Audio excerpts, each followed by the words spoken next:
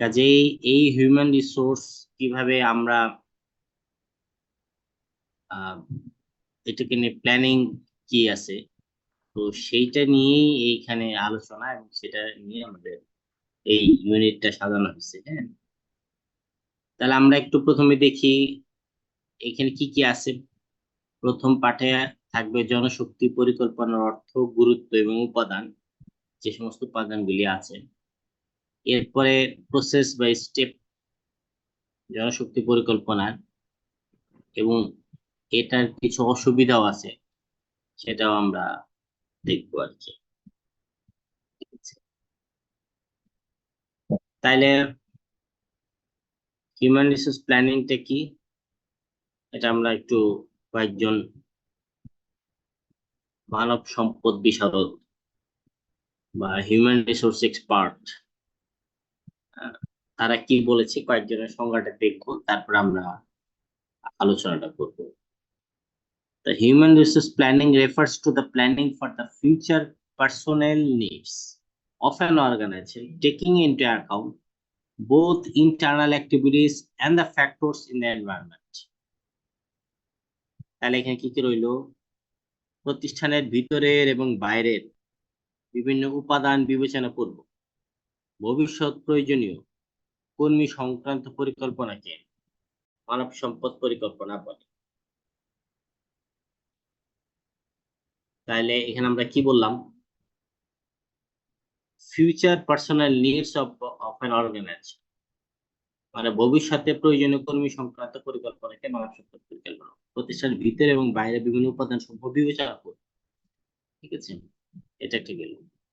আচ্ছা, তাহলে এখানে আমরা ফাইনালি কি জিনিসটা দেখি, যে জনশক্তি বা মানব সম্পদ পরিকল্পনা হলো এক ধরনের কার্যতালিকা বা কর্মসূচি, যার মাধ্যমে একটি প্রতিষ্ঠানে নির্দিষ্ট সময়ে স্বল্প ব্যয়ে কি ধরনের কর্মী কত পরিমাণ প্রয়োজন তা জানা যায় এবং কার্যকরভাবে সঠিক কর্মীকে সঠিক কাজে লাগিয়ে নিয়োগ করতে সহায়তা।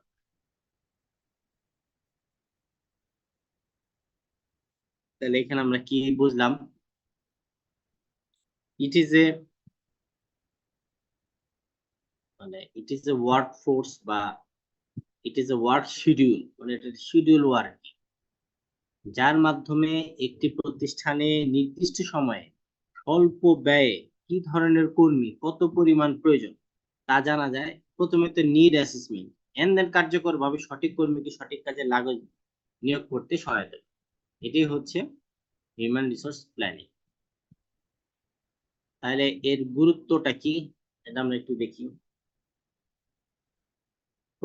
প্রত্যেকটি শিল্প প্রতিষ্ঠানের জন্য জনশক্তি বা মানব সম্পদ পরিকল্পনা গুরুত্বপূর্ণ। জনশক্তি প্রতিষ্ঠানের জড় উপাদানগুলিকে কাজে লাগিয়ে সক্রিয় করে তোলে। মানে একটা প্রতিষ্ঠানে চেয়ার টেবিল খাট পালং সবকিছু আছে, বাট ম্যান নাই। হ্যাঁ, তাইলে তো হইল না। এই জন্য এই সবকিছুকে সংগঠিত করতে বা পরিচালনা করার জন্য প্রথম যে জিনিসটা উপাদান দরকার, সেটা হচ্ছে হিউম্যান রিসোর্স বা ম্যান পাওয়ার। প্রতিষ্ঠানের কার্যক্রমাবলী সুষ্ঠুভাবে সম্পাদন করে প্রতিষ্ঠানকে টিকিয়ে রাখার জন্য সম্পদের বিকল্প নাই। জনশক্তি পরিকল্পনা একদিকে যেমন কর্মী প্রয়োজনীয়তা নির্ভর করে, তেমনি ভবিষ্যতের জন্য কর্মী প্রয়োজনীয়তা নির্ধারণে বিভিন্ন পদক্ষেপ গ্রহণ। জনশক্তি পরিকল্পনার গুরুত্বটা আমরা একটু দেখি।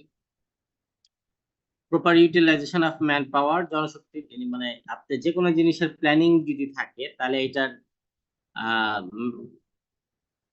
ইউটিলাইজেশন করা ভালো হয়, বাট প্ল্যানিং না থাকলে যে কোনো জিনিসেরই সেটার কিন্তু সাকসেস রেট জিরো, বা রিসোর্স ইউটিলাইজেশন বা যাই বলেন এটা টেন্ডস টু জিরো।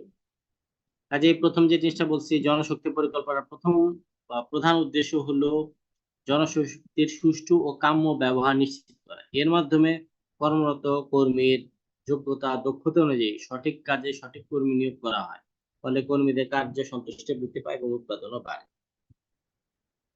জনশক্তির প্রকৃতি, নেচার অফ ম্যান পাওয়ার। জনশক্তি প্রতিটি প্রতিষ্ঠানের জন্য গুরুত্বপূর্ণ সম্পদ। কর্মরত কর্মীদের আচার ব্যবহার তারতম্য হেতু জনশক্তি পরিকল্পনা দরকার। কর্মরত কর্মীর সাধারণত চারটি বৈশিষ্ট্য থাকে: উন্নত ধরনের নৈপুণ্য, না নৈপুণ্যতার জন্য একজন কর্মী প্রয়োজন। দীর্ঘ সময় একটি নির্দিষ্ট কার্য সম্পাদনের জন্য স্বাভাবিকভাবে কর্মীর উৎপাদন ক্ষমতা বৃদ্ধি পায়। কর্মীর মানসিক তৃপ্তি ও উৎপাদনকে প্রভাবিত করে এবং কর্মীদের সামগ্রিক পরিবেশের উপর কর্মীর দক্ষতা নির্ভরশীল। জনশক্তি পরিকল্পনার মাধ্যমে কর্মীর এসব বৈশিষ্ট্য সম্পর্কে অবগত হওয়া যায়। And then supply of skilled manpower, what is the দক্ষ জনশক্তির উপরে প্রতিষ্ঠানের সফলতা নির্ভরশীল।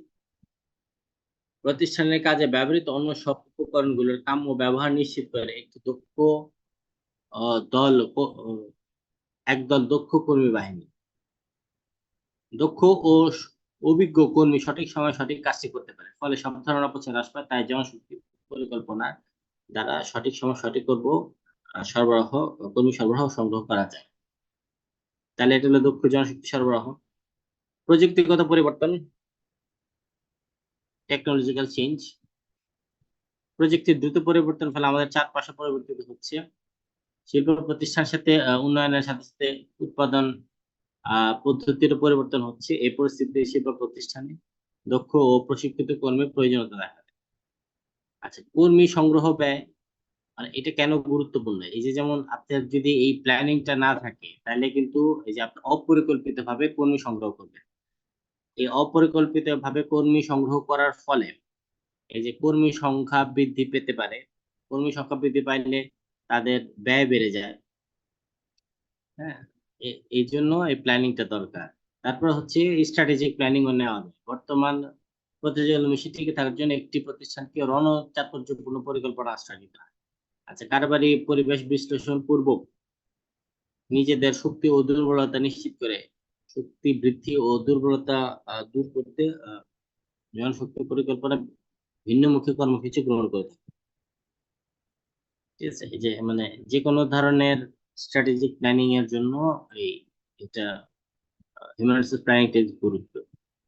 এবার রিডিউসিং লেবার টার্নওভার, শ্রম ঘূর্ণায়ন মানে হচ্ছে যে এটাকে যদি আপনি প্ল্যানিং ওয়াইজ না করেন তাহলে কিন্তু শ্রম ঘূর্ণায়মান মানে শ্রমিকরা চলে যাবে আর কি।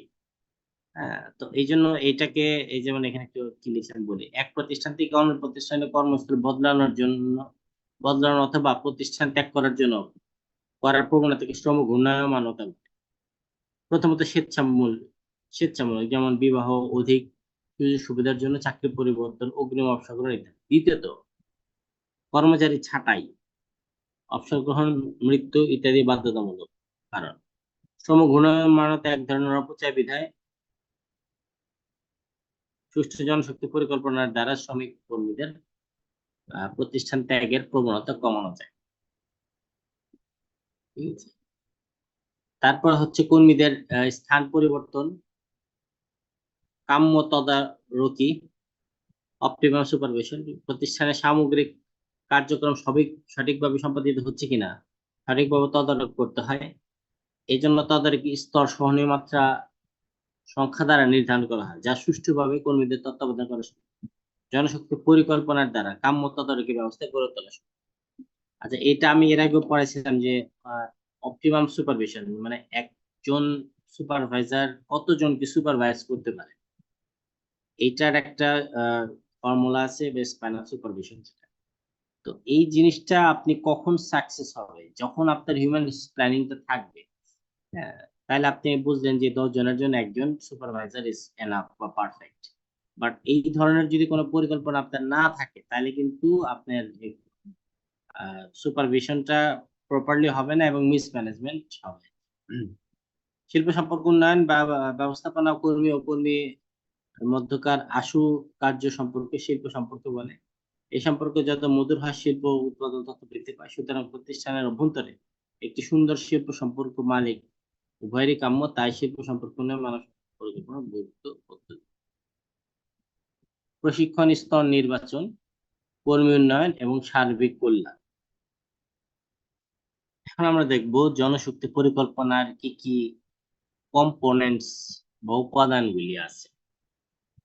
প্রথম যে কাজটা করতে হবে, প্রথম হচ্ছে তথ্যাবলী সংগ্রহ ও বিশ্লেষণ করতে হবে। কি কি তথ্য আমরা সংগ্রহ করব? সকল বিভাগ থেকে মানব সম্পদ পরিকল্পনা বিভাগে প্রথমে বিভিন্ন তথ্যাবলী সংগ্রহ করে তা ব্যবহার উপযোগী করতে বিশ্লেষণ করে। অতঃপর বিশ্লেষিত নির্যাস তথ্যাবলী দ্বারা একটি পরিকল্পিত তালিকা প্রণয়ন করা হয়। প্রতিষ্ঠানের কর্মীদের আগমন ও নির্গমনের হার, কর্মী দক্ষতা, প্রশিক্ষণ, অভিজ্ঞতা, শিক্ষা ইত্যাদি তথ্যাবলী বিশ্লেষণের মাধ্যমে মানব সম্পদ পরিকল্পনা কাজ শুরু হয়। কারবার প্রতিষ্ঠানে বর্তমানে নিয়োজিত কর্মীর সংখ্যা ও তাদের কাজের দক্ষতা নিরূপণ করতে হয়। বর্তমানে কর্মরত জনসংখ্যার উপর ভিত্তি করে ভবিষ্যৎ কর্মীর প্রয়োজন শনাক্ত করা হয়। আচ্ছা, তাহলে কর্মী সংখ্যা নিরূপণ এটা তো একটা মোস্ট ইম্পর্টেন্ট একটা ফ্যাক্টর, যে আমার এখানে কতজন কর্মী লাগবে। হ্যাঁ, এটা হলো অন্যতম কম্পোনেন্ট হিউম্যান রিসোর্স প্ল্যানিং এর।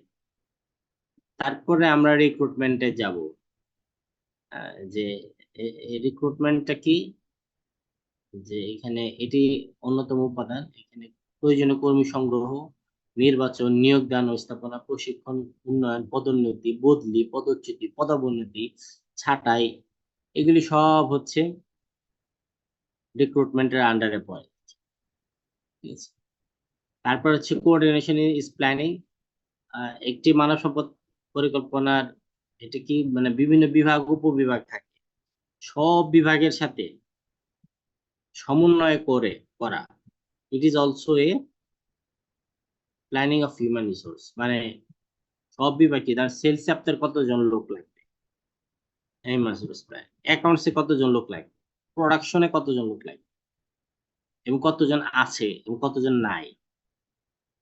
মানে এখানে হচ্ছে কি পরিকল্পনা বলবে, ধরেন আপনার সেলস এন্ড মার্কেটিং এ 10 জন লোকের দরকার, দেখা গেল এখানে যে 5 জন আছে, তাহলে কি আপনাকে আর 5 জন হায়ার করতে হবে, রিক্রুটমেন্ট করতে হবে। আবার যদি এখানে 10 জন দরকার, এখানে 12 জন থাকে, তখন 2 জনকে আবার অন্য ডিপার্টমেন্টে শিফট করতে হবে। যেমন আপনার প্রোডাকশন সেকশন আছে, অ্যাকাউন্ট সেকশন আছে, তারপরে ম্যানেজমেন্ট সেকশন আছে, ফাইন্যান্স সেক্টর আছে। এই সমস্ত হচ্ছে সমন্বয় করাটাও হিউম্যান রিসোর্স প্ল্যানিং এর কাজ। Setting and analysis duties and responsibility, দায়িত্ব, কর্তব্য, নিরূপণ ও বিশ্লেষণ। প্রথমে তো আপনারা এটা বললাম যে ডিপার্টমেন্ট ওয়াইজ আপনার প্রত্যেকটা দায়িত্ব, মানে সেলস এর কাজ কি, টু সেল দ্য প্রোডাক্ট। এখন তাদেরকে তার দায়িত্ব তার নিরূপণ করলেন, বিশ্লেষণ করলেন, এবং তাকে রেসপন্সিবিলিটি দিয়ে দেবেন যে তোমাকে প্রতি বছর টার্গেট দেয় হয়তো অনেক সময়, যে ধরেন 500 পিস সেলস করতে হবে, এই ধরনের সেলস টার্গেট আর কি। তাতে হিউম্যান রিসোর্স প্ল্যানিং এই কাজগুলি করে দেয়। আরেকটা হচ্ছে হিউম্যান রিসোর্স প্ল্যানিং ইফেক্টিভনেস কিভাবে করতে পারি আমরা এটা যাচাই। এই ব্যবস্থার দ্বারা গৃহীত কর্মসূচি সঠিকভাবে বাস্তবায়িত হচ্ছে কিনা তা দেখা যায়, এবং প্রয়োজনীয় সংযোজন বিয়োজন, সংশোধন সংযোজন বিয়োজনের মাধ্যমে ভবিষ্যতে আরো উন্নত ব্যবস্থা গ্রহণের সুযোগ সৃষ্টি করে। আমরা নেক্সট যেটা দেখব সেটা হচ্ছে জনশক্তি পরিকল্পনার প্রক্রিয়া বা পদক্ষেপ এবং সুবিধা ও অসুবিধা।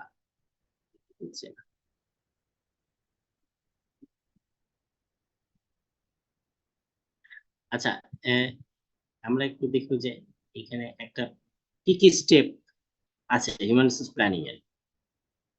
First step is the determination of organizational objectives. প্রথম কাজটা কি, যে আপনাকে মানে এটার গোলটা কি বা অবজেক্টিভটা কি এটা সেট করা। প্রতিষ্ঠানের কাজের ধরন বিবেচনা করে তা বাস্তবায়নের জন্য কত ধরনের কি পরিমাণ কর্মী প্রয়োজন তা নির্ধারণ করে যোগ্যতা অনুযায়ী বিভিন্ন পদে কর্মীদের স্থাপন করতে হয়।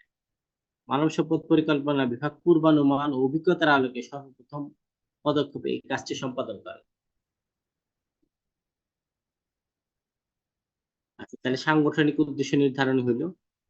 তারপর প্রতিষ্ঠানের পরিবেশ নির্ধারণ,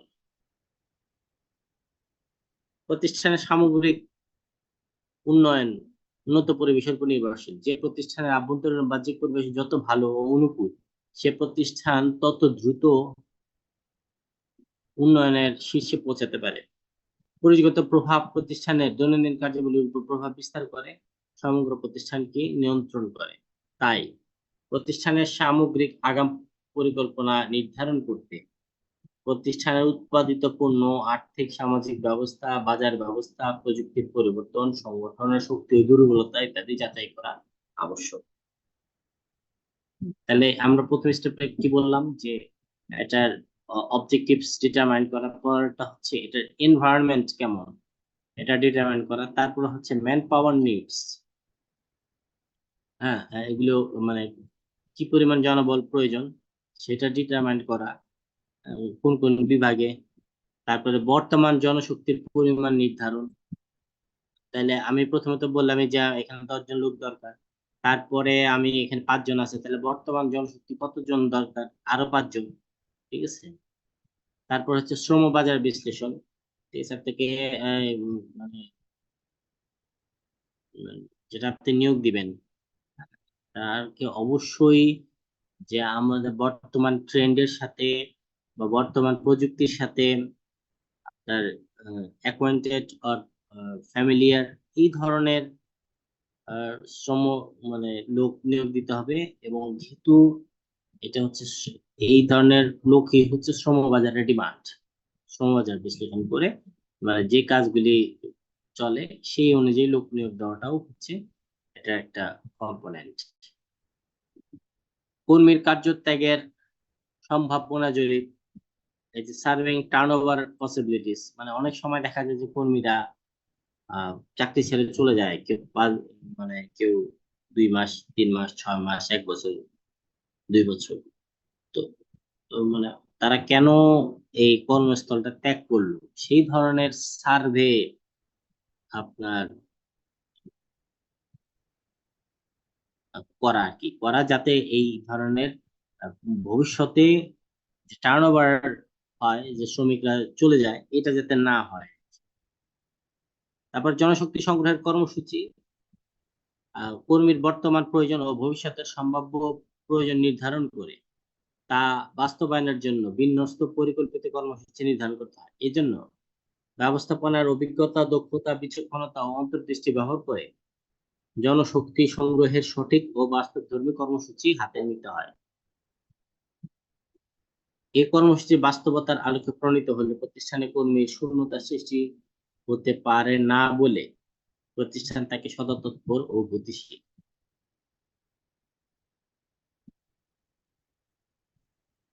তারপর হচ্ছে জনশক্তি কর্মসূচির বাস্তবায়ন, আমরা যে সমস্ত কর্মসূচি নিলাম যেমন কর্মী সংগ্রহ, নির্বাচন, কর্মী স্থাপনা, পদোন্নতি, বদলি, প্রশিক্ষণ, কর্মী ইত্যাদি, এগুলো হচ্ছে আপনার এক ধরনের রোড ম্যাপ।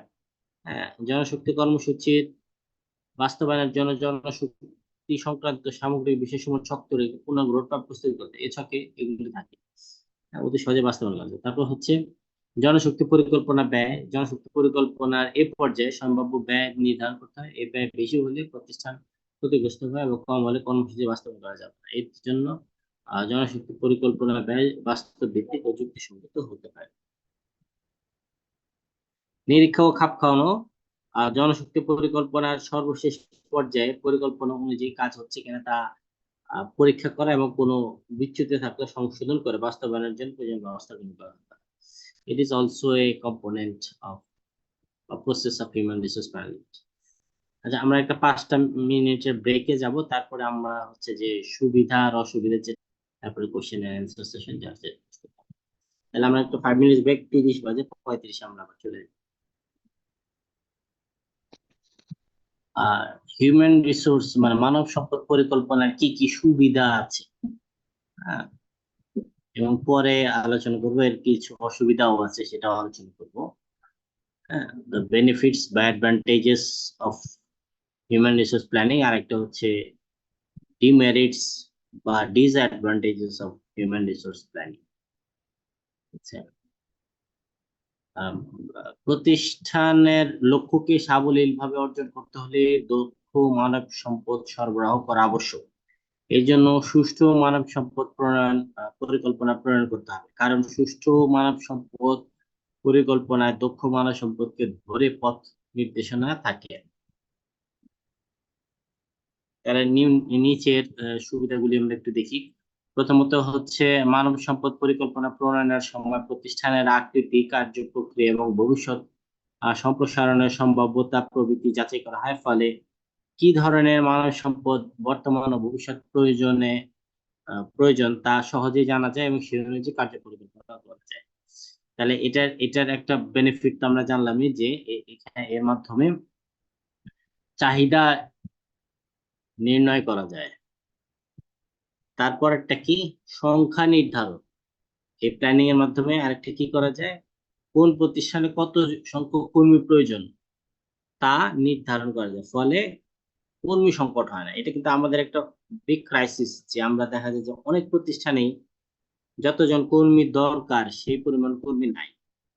হ্যাঁ, তো ফলে দেখা যায় যে ওইটা খুঁড়িয়ে খুঁড়িয়ে চলে, বা ম্যান পাওয়ার ক্রাইসিস চলে।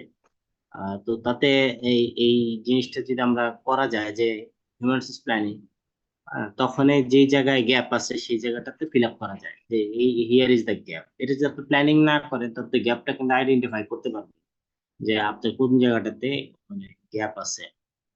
আচ্ছা, নেক্সট হচ্ছে যে মানব সম্পদের দক্ষতা ও যোগ্যতা। মানে এটাও কিন্তু করা যায় হিউম্যান রিসোর্স প্ল্যানিং এর, কে কোন পদের জন্য বা কাজের জন্য দক্ষ যোগ্য সেই অনুযায়ী তাকে আবার তার অ্যাবিলিটি বা এফিসিয়েন্সি অনুযায়ী তাকে ওই জায়গাটাতে সেট করা যায়। হ্যাঁ, কারণ কেউ খুব ভালো গান গাইতে পারে, তাকে আবার আপনি বসেছেন কম্পিউটারে কাজ করাইতে, নট। তাকে যে যে যে জায়গায় এক্সপার্ট তাকে সেট করা, এটা আর কি। তারপর হচ্ছে মানব সম্পদের কাম্য ব্যবহার নিশ্চিতকরণ। এর মাধ্যমে ম্যাক্সিমাম ইউটিলাইজ, মানে কোনো মানব সম্পদ বা কোনো ব্যক্তি ইউজলেস বা বসে থাকে না। এটা কিন্তু আমাদের গভর্নমেন্টের অর্গানাইজেশন একটা বড় প্রবলেম। যে ধরেন এখানে একটা লোক লাগবে যে কিনা মানে ধরেন আরবান প্ল্যানিং এক্সপার্ট, কিন্তু তাকে বসায় এসেন আপনি অ্যাকাউন্টসে কাজে। তো সে তো আপনার আরবান ডেভেলপমেন্ট কি করবে, সে তো অ্যাকাউন্টসই করলো। তো এটা হচ্ছে যে আমরা অপটিমাম ইউটিলাইজেশন হইল না। তো সে মানে এক এক পদের থেকে আরেক পদে কাজ করলে তার কেরিয়ার ডেভেলপমেন্ট হয় না। কিন্তু বা যে যে পদের, সেই পদে যদি বসানো যায় তাহলে কেরিয়ার ডেভেলপমেন্টটা হয় আর কি। উৎপাদন বৃদ্ধি ও ব্যয় হ্রাস। এখানে যেহেতু আমরা রাইট প্লেসে রাইট পার্সনকে অ্যাপয়েন্টমেন্ট করতে পারতেছি, এর ফলে প্রোডাক্টিভিটি হাই ইনক্রিজ করে, এবং যেখানে প্রোডাক্টিভিটি হাই সেখানে কস্ট মিনিমাইজ করা যায় বা কস্ট কমানো যায়। ব্যয় নির্ণয় ও অপচয় নিরসন একই মোটামুটি, যে এখানে আমরা মানে কোনটাতে কত ব্যয় হবে সেটা আমরা ইজিলি ডিটারমাইন করতে পারি বা এস্টিমেট করতে পারি। এর ফলে আমাদের কোথাও যাতে কোনো ধরনের অপচয় না হয় বা ওয়েস্টেজ না হয় সেটাকে আমরা রিডিউস করতে পারি। প্রেষণা দান, এইখানে হচ্ছে সকল কর্মীদেরকে তাদের প্রয়োজন অনুযায়ী ব্যবস্থান করে, এতে তাদের প্রণোদিত হয়ে কাজে স্বতঃস্ফূর্ত আত্মনিয়োগ করতে উদ্বুদ্ধ হয়। মানে যে ধরেন অ্যাকাউন্টিং এক্সপার্ট, তাকে আপনি অ্যাকাউন্টিং এর কাজ দিচ্ছেন, হ্যাঁ, সে মোটিভেটেড হয়। কিন্তু তাকে যে আপনি গ্রাফিক্স ডিজাইনের কাজ দিচ্ছেন, সে নট মোটিভেটেড। তা আমি very much excellent expert in disaster, but আমাকে দেওয়া হয়েছে to make a graphics design, তো মোটিভেটেড না। সো হিউম্যান রিসোর্স প্ল্যানিং এর ফলে তাকে মোটিভেশনটা এনশিওর করা যায়। আবার যাচ্ছে পারফরমেন্স ইভ্যালুয়েশন। এখানে এটা আমরা এগুলি একটা বড় অংশ, যে কে কেমন পারফর্ম করতেছে সেটাকে আপনি ইভ্যালুয়েট করা, অ্যাপ্রেইজ করা। হ্যাঁ, তো এটাকে হিউম্যান রিসোর্স প্ল্যানিং এর মাধ্যমে সম্ভব, আর নো আদার অল্টারনেটিভ বা অন্য কোনো উপায়ে সম্ভব নয়। ট্রেনিং এন্ড ডেভেলপমেন্ট, এটা হিউম্যান রিসোর্স ডেভেলপ মানে প্ল্যানিং এর একটা পার্ট। অবশ্যই তাদেরকে মানে যেই ট্রেনিংটা নিড আপনি ওইটা তাকে প্রোভাইড করা। হ্যাঁ, মানে কারো যদি রেস্কিউনেস, কিভাবে আপনাকে দুর্যোগ মোকাবেলার ট্রেনিং না থাকে, তাকে আপনি যদি না দেন তাহলে কিন্তু সে যে কোনো দুর্যোগে সে রেস্কিউ অপারেশনটা করতে পারবে না আর কি। ইউজ অফ ইমপ্রুভ টেকনোলজি, মানব সম্পদ পরিকল্পনা প্রতিষ্ঠানের উন্নত প্রযুক্তি ব্যবহারের পরিবেশ সৃষ্টি করে, এতে কর্মীরা নতুন নতুন প্রযুক্তির সাথে পরিচিতি লাভ করে। ফলে প্রতিষ্ঠানের উৎপাদনশীলতা বৃদ্ধি পায়। এইড টু কন্ট্রোলিং, প্রতিষ্ঠানের উদ্দেশ্য অর্জনের লক্ষ্য কর্মীরা কখন কে কোথায় এবং কিভাবে দায়িত্ব পালন করবে তার দিক নির্দেশনা পাওয়া যায়। মানব সম্পদ পরিকল্পনার ফলে প্রতিষ্ঠানের নিয়ন্ত্রণ কার্যক্রম তথ্য সহজ। ব্যবস্থাপনার উন্নয়ন, মানব সম্পদ পরিকল্পনা প্রতিষ্ঠানের ব্যবস্থাপনা উন্নয়নের লক্ষ্যে প্রয়োজনীয় কর্মপন্থা নির্দেশ করার ফলে উন্নয়ন সাধন সহজ। আর্থিক কর্মসূচি প্রণয়নের সহায়তা, মানব সম্পদ পরিকল্পনা প্রতিষ্ঠানের সকল শ্রেণীর মানব সম্পদের বেতন ভাতা মজুরি আনুষঙ্গিক সুবিধা সম্পর্কে কর্মসূচি গ্রহণ করে নির্দেশনা, এতে প্রতিষ্ঠানের সার্বিক আর্থিক পরিকল্পনা প্রণয়ন করা সহজ। এখন আমরা দেখব এর কি কি অসুবিধা রয়েছে। প্রথমটা হচ্ছে মানে একটা লং টার্ম প্ল্যান, মানে জনশক্তি পরিকল্পনা একটা লং টার্ম প্ল্যানের জন্য করা হয়, কিন্তু দেখা যায় যে মানে প্ল্যানিংটা হচ্ছে টাইম প্রতিনিয়ত পরিবর্তনশীল। আপনি একটা প্ল্যান করে রাখছেন যে আপনি এই একটা ডিভিশন করবেন বা সেলস বাড়বে, কিন্তু দেখা গেল যে সেলস বাড়ে নাই, বাট আপনার লোকের দরকার হয়নি। আপনার মানে আপনি এস্টিমেট করছিলেন আগামী বছর 2 জন লোক নিয়োগ দিবেন, কিন্তু সেই পরিকল্পনা কিন্তু আপনার সাকসেস হইল না। এটাও একটা অসুবিধা যে আপনি একটা প্ল্যান করলেন, সেইটা মানে অপচয় হয় আর কি, মানে লং টার্মটা সাস্টেইন করে না। অনুমান নির্ভর, যেহেতু এই প্ল্যানিংটা সবসময় একটু অনুমান নির্ভর থাকে, অনেক সময় দেখা যায় বাস্তবের সাথে মিলে না। হ্যাঁ, তো সেই ক্ষেত্রে মানে প্রতিষ্ঠান কিছুটা ক্ষতিগ্রস্ত হয় আর্থিকভাবে। সঠিক তথ্যের প্রাপ্যতা, মানে যে কোনো প্ল্যানিংটা হচ্ছে ব্যাকগ্রাউন্ডের হিস্ট্রি, মানে আগের তথ্য নিয়ে আপনি মানে ভবিষ্যতে ফোরকাস্ট করা, কিন্তু দেখা গেলো যে আপনার বিগত ইনফরমেশন গুলো অনেক সময় ঠিক মতো আমরা মেনটেনও করি না, যার কারণে আমাদের ফিউচার ফোরকাস্ট যেটা এটা করা সম্ভব হয় না। যথাযথ পূর্বাভাস, এই যে পূর্বাভাসের উপর নির্ভরশীল, পূর্বাভাস অনেক সময় সঠিক না হয় না, ফলে এইটা কিন্তু মানে ফেইলিওর হয় বা সাকসেস রেট 0। চাহিদা নির্ধারণ, প্রতিষ্ঠানের ভবিষ্যৎ কার্য সম্পাদনের জন্য কি পরিমাণ কর্মীর প্রয়োজন হয় তা অনুমান নির্ভর বিভিন্ন তথ্যের উপর নির্ভর করে করা হয়। বাস্তবে কর্মীদের চাহিদা যথাযথ পরিমাণ করার একটা জটিলতা আছে।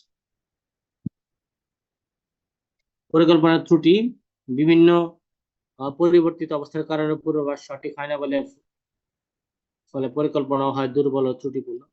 বাস্তব অবস্থা সংস্থা এবং অতীতের সাথে সামঞ্জস্যপূর্ণ হলে ফলে অনুমান নির্ভর তথ্য দ্বারা প্রণীত পরিকল্পনা সঠিক। পরিবর্তিত পরিস্থিতি, ভবিষ্যৎ সর্বদাই অনিশ্চিত একটি বিষয়। এই ধরনের বিষয় কতিপয় চলকের উপর নির্ভর করে প্রস্তুত করা হয়, ফলে পরিবর্তনশীল অবস্থা অনুমান করা সম্ভব হয় না, যা পরিকল্পনার সমস্যার সৃষ্টি করে। সিদ্ধান্ত গ্রহণ, এই ধরনের পরিকল্পনা ব্যবহৃত সকল তথ্য থেকে অনুমান নির্ভর, তাই বাস্তব অবস্থায় এই ধরনের অনুমান তথ্য নির্ভর তথ্যের উপর ভিত্তি করে পরিকল্পিত বাস্তবায়ন এবং সঠিক সিদ্ধান্ত নেওয়া কঠিন হয়ে পড়ে। তাহলে আমি আরেকবার একটু সামারি করি, আজকে আমরা আলোচনা কি কি করলাম। প্রথমে আমরা যে জিনিসটা আলোচনা করছি সেটা হচ্ছে জনশক্তি পরিকল্পনার মানে ধারণা, সংজ্ঞা, অর্থ যাই বলেন এটা আমরা পড়ছি, তারপরে এর গুরুত্বটা পড়ছি এবং এর কম্পোনেন্টস গুলি পড়ছি। সেকেন্ড আমরা পড়ছি যে এর স্টেপস, মানে জনশক্তি পরিকল্পনা আমরা কিভাবে নিব বা পদক্ষেপ গুলি কিভাবে করবো।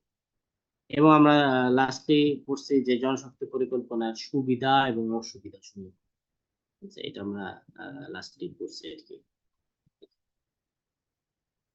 দেখেন কারো কোনো কোশ্চেন আছে কিনা, আপনাদের কারো কোনো কোশ্চেন থাকলে ইউ ক্যান আস্ক।